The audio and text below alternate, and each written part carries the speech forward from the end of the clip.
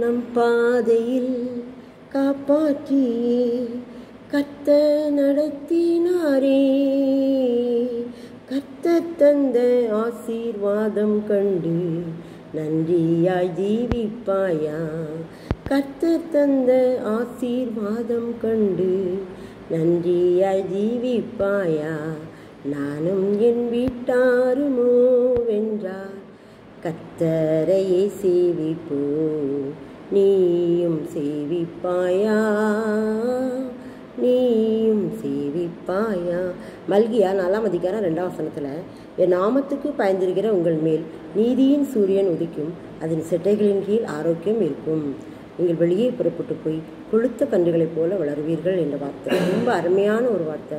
இந்த வார்த்தையை வியாதியின் நேரத்தில் சொல்லிக் கொடுங்க பிள்ளைங்களுக்கு. நான் என்னுடைய பேத்திக்கு சொல்லிக் கொடுத்தேன், அவள் அற்புதமான சுகத்தை பெற்றுக்கொண்டாள். நீங்களும் சொல்லுங்கள், உங்கள் பேத்தி பேரை உங்கள் குடும்பத்தினருக்கு சொல்லிக் கொடுங்க.